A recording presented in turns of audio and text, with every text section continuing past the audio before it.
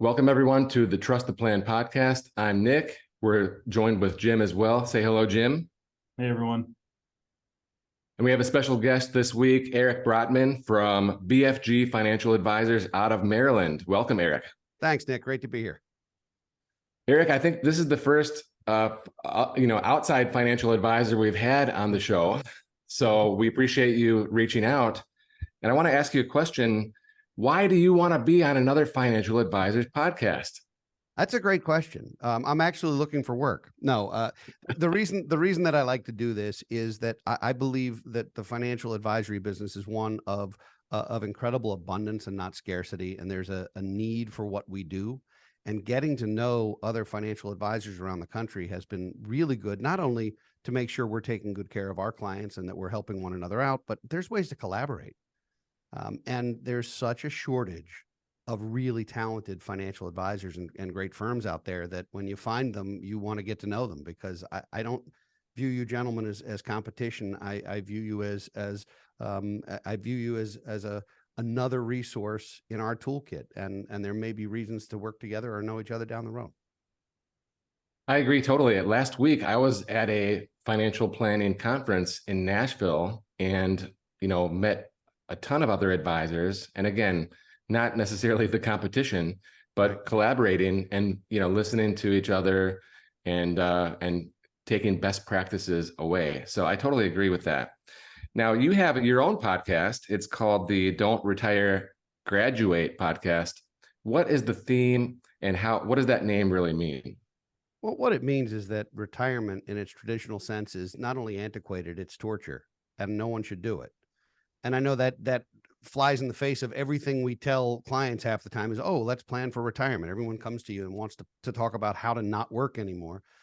And I think we're confusing retirement with financial independence. Reaching financial independence is an amazing goal, whether you're 27 or 77 when you get there. But retirement in its present sense was something that was done to people, not for them. It started in the 1800s in Germany, and it was almost punishment for people who had outlived their effectiveness. And they were sentenced to retire, which sounds terrible. And so if you look up the word, to retire is to retreat or to disappear. In the UK, the word retire means to go to bed. I'm going to retire for the night. I'm going to sleep. And I don't know anyone who wants to spend 20, 30, 40, 50 years building a career, building an incredible vitae, building an amazing network of professionals and friends and so forth, who then just wants to quit and sit on the couch and watch daytime TV. I just don't think that's healthy. And people don't thrive. They don't live very long unless they have things to look forward to. And there's only so many golf courses. And while I think grandkids are a great way to spend time, even grandkids grow up and suddenly don't want to hang out with grandpa anymore, at least not as often. And so I think it's really important to stay engaged in life and to use that network for good, whether it's for nonprofit work, whether it's for consulting work, whether it's for any type of endeavor, whether it's for profit or not. I think that's well said. It reminds me of the book Halftime, where you go from a life of success to significance. The idea being you don't just retire to the couch, right? What does that next chapter look like and how can it be exciting? I totally agree. And significance should never be then replaced with irrelevance. And if you look at someone's LinkedIn profile and it just says, hi, I'm Nick and I'm retired, no one is clicking on that to be, wow, that guy's got to be great. I got to get to know him. He sounds dynamic. It might as well say deceased, because at that point you've rendered yourself irrelevant. And I think it's great not to have to work. Don't get me wrong. Building a financial nest egg to the point where you have security for yourself, your family, and can do some philanthropy and other things is great. But stay in the game, stay active and involved for as long as possible. That's how you see these 80 and 90-year-old people who are doing amazing things instead of withering. Now, you've been in the business for 30 years, so you've seen quite a lot. Back in the 90s, right, the whole conversation about retirement and whether you have enough money often ended with a little snicker saying, well, I don't want to be the Walmart greeter, right? Mm-hmm. So we're talking about maybe making money during this next chapter, maybe not, right? So how do you talk to people, your clients, about your second chapter and making money doing that? Well, I think part of it is do you need it? If you can get to the point where it's truly optional, then you can find a passion project. And for some people, that might be working at Home Depot because they love that kind of stuff and they can help people figure out how to build things and it makes them happy. But you don't want to be stuck punching a clock when you're 78. You just don't. And so if it's something you love to do, no matter how seemingly mundane it might be to you or to me, it might be a passion project for somebody else. You know, people who decide that they're going to retire and then they work at a national park, or they start teaching or working with kids, or doing something with seniors, or whatever it is, whether it's for a paycheck or not, as long as that's irrelevant, it doesn't have to drive your decision. Now, for people who say, I'm never retiring, I want to die at my desk, there are two ways to look at that. One is, wow, you really love what you're doing and want to spend your last day on earth doing it. That's lovely. But for a lot of people, it's, I haven't saved enough. I know I can't quit, and I'm just going to do this until I run out of oxygen. And that to me is a sad way to go out. For sure. You know, Jim, we often quote the four questions we ask ourselves when we're ready to retire from the Your Retirement Quest book. You know, I wonder if we can work those 4 steps into this conversation. Yeah, I was actually thinking about the same thing as Eric was talking. Those 4 points that we talk a lot about were running through my mind. You know, the first one of those is, am I financially able to retire? Do I have enough money? Have I set enough money aside to be able to live comfortably in retirement? Secondly is, what am I going to do with my time? You know, we have 40 hours worth of work that we're looking to replace. So like you said, what are we retiring to? Something, right? We're not just stopping work, we're retiring to something. And don't forget, have we accomplished what we want in our career? Oh, you're right. I did go a little bit out of order. Yeah. With work, have I accomplished what I want? Right. Have I achieved the goals? Was I in the middle of a project that I wanted to make sure I completed? Third step is what am I going to retire to? And then the fourth step is my spouse on board? You know, it's something that usually gets a chuckle, but most people, it's a big component of that retirement question, you know, and are you on the same page with your spouse? Because it looks a lot different when you're home all the time than when you took time off during the day to work. Oh yeah, I assure you, my wife does not want me puttering around the house under any circumstances. A day off is lovely, but if I did that all the time, I'd be in her way. Yeah. A lot. Yeah, exactly. So those are the 4 things we like to talk to the people about a lot. And I think we're in the same, we're kind of in the same ballpark with the things we're talking about with that. Yeah, no, I think that's helpful. And I would also say, Jim, that there's a 5th component, which is, how do you want to be remembered? What kind of legacy do you want to leave behind? And I think that legacy is more than money. You know, it's not slapping your name on a building to try and be immortal. I don't know where you went to college, but where I went to college, every hall had a name on it. Yeah. I didn't know who those people were. I didn't even care. I just needed to know where class was. So I don't think that's immortality in the same way that leaving behind a scholarship that helps people every year, or doing other things that become perpetual, can be. And so whether it's healthcare or education or religious affiliation or other things, whatever it is, there's ways to create a legacy. There's also ways to share values and visions with your kids and grandkids and even members of your family you'll never meet. And those things are powerful. They mean so much more than money. Who gets the china cabinet should never be an issue or a conversation. It is a lot, sadly, but it really shouldn't be.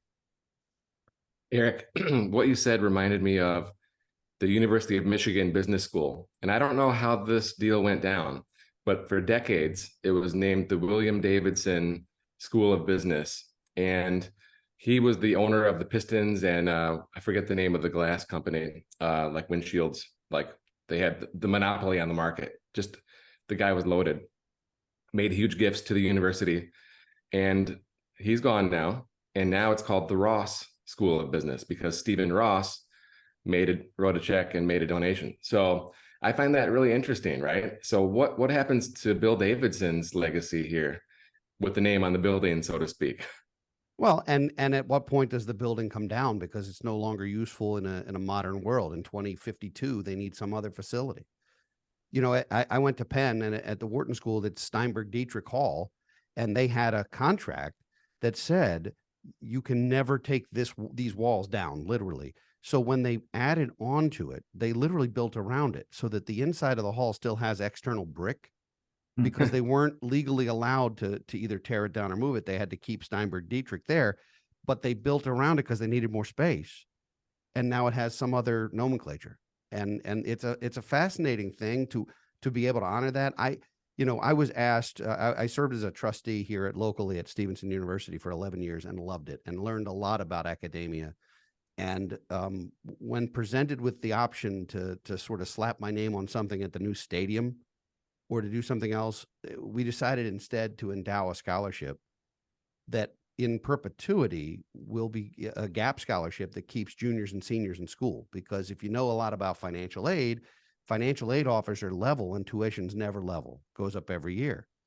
And so it might meet your need freshman and sophomore year, but junior and senior year, you've got a bunch of young people who are 2 years, maybe 3 years into school, who run the risk of not graduating over a relatively small amount of money. And so there are ways to solve that problem and in perpetuity to do it so that there'll be a Brotman Financial Group scholarship at Stevenson University forever. And I'm amazingly proud of that. And I prefer it to having the media room in the stadium named after me. That's terrific. Well, good for you. I applaud that. Now, do you mind if I ask you a personal question? I don't mind. I reserve the right to not answer it, Nick, but yes, you can ask. All right. So you were talking to us earlier about what, fast forward 10, 20 years, whatever your next chapter might look like. Yeah. So you've been talking with clients and, reflecting and, thinking about maybe what you want to do as the next chapter. Would you mind sharing for us what that could be for you? Oh, I wouldn't mind that at all. And that's borderline personal. So that's quality. What I would say is that my succession plan is already underway. I've been at this 30 years. I'm in my early 50s, so I'm certainly not ready to go out to pasture yet. But I do want to know that the company is in terrific shape beyond my lifetime. That's one of the goals that I have. When you say, did you accomplish what you wanted to at work? I want this firm to be much longer than I am, in terms of being in the business. So I've identified my successor. We have a CEO waiting in the wings who is right now the chief operating officer, being promoted to president later this year. Don't tell anyone, and is eventually going to be CEO. My plan is to move into a sort of visionary role and one that is business development and the growth of the firm, but in a slightly different way. And I only represent about 60 families personally right now. So it's less than 10% of the clients in our firm who I meet with regularly. And I have a co-advisor in every one of those meetings. So there's continuity. I'm the old guy in the office. So it's kind of, I was the young precocious one. And now I'm the old guy in the office, and it's a bizarre change, but I love what I'm doing. I want to do it for as long as I'm useful and for as long as the clients and my coworkers and my partners want me here. But I also know that the next challenge for me is going to be reaching other financial advisors and helping them reach more people and spreading financial literacy literally from coast to coast. I think if we can empower people, even those who can't afford to hire someone like you or like me, if there are people like that out there, we want to reach them and make a difference for them. That's terrific. I remember when I was the young kid, and now I'm feeling like the old guy as well. So as you reflect on that, it's quite interesting. But we do have the young kid here, right? Preston, say hello. I forgot to introduce you earlier. Preston, as the youngest person on the call, what do you think about the concept of don't retire, graduate? And, financial planning does matter. Yeah, I mean, I love the concept. And one thing I've noticed, with people I'll say my age, and my friends that I talk with is a lot of them, we're in our early to mid 20s, and a lot of them have already adopted the idea of, I don't think I'll ever retire. Like, I'm already loving what I'm doing, and I just don't see myself ever stopping. So I think, my generation is certainly all on board with this idea. At least anecdotally, right? Right. Well, Gen Z gives me a lot of hope. The millennials scared me to death, but Gen Z gives me a lot of hope, because while the millennials realized that they were free agents and that they were on their own, they also tend to job hop a lot and not really to put roots down. And I get the sense millennials want to do it themselves. They are less likely to seek advice than any generation in history, whereas Gen Z is saying, I want to outsource everything that's not in my purview, that I don't love to do or want to spend time with. And so Gen Z actually gives me a lot of hope, not only for the future of the country, but for the future of our industry. Eric, I know that you're in the Baltimore area, so you're probably a Maryland Terrapins fan, right? It's true. Guilty as charged. I've been to 2 Michigan at Maryland games, Okay. which I took my boys with me. Absolutely loved it. We toured DC. We went into the stadium, had some nice wins, and they put the Fear the Turtle, on the screen, right? And it's pretty scary, Well, it's a very threatening animal. Yes. I mean, if you've ever been attacked by a turtle, you'll not forget it. Now, back in the day, Maryland changed the helmets to do the 2 flags, right? Like the 2 house flags. And the first time I remember watching highlights on ESPN, I thought, what the heck? Those colors don't go together. They're clashing. This is ridiculous. Yeah. But I learned on my Maryland trips that it's like the tribute to the 2 houses back in the day, hundreds of years ago. So tell us what that means. My goodness, I can't give you enough Maryland history for this show in that way. I do know that those helmets were hideous, and I had to sometimes change the channel because I couldn't stare at them very long. So let's throw out there. We love our flag in this state. In this state, there are sites online that says Maryland is not a state; it's a cult, and there's some truth to that. We're very proud of where we're from. And it's a very diverse place because you have Baltimore and then you have Washington 40 minutes apart. And, I grew up in the Baltimore metro area, and I was taught 2 things, and that was to root for all things Baltimore and against all things Washington. And so College Park, where University of Maryland is really a DC suburb. It's not a Baltimore suburb. And so when you're down there, it's Baltimore and Washington coming together to root for the same team is a peculiar thing. It doesn't happen in any other sport or in any other way. For years, the owners of the Redskins kept the Baltimore from getting an NFL team. The owners of the Orioles kept the Washington area from getting a baseball team. Like, there was real hatred. So the state itself, the red and the white, and then the black and gold do represent different areas. Baltimore's flag is all black and gold, which is ironic because no one here likes anything black and gold, particularly during Sundays.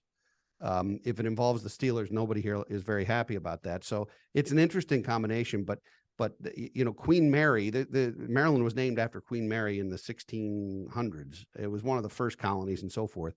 But I can't give you the history I think you're seeking. In fact, I'm ready now to take a Maryland history course in my retirement. That's going to be the first course I take at Towson U. Well, once I learned that, I was paying tribute to this history, then I learned to really like those helmets. So that's my view. Still don't like the helmets. The flag is everywhere, but I don't like the helmets. And really joining the Big Ten was peculiar because ACC basketball was near and dear to us for a long, long time. And the real hatred of Duke is something that still hasn't really fully gone away yet.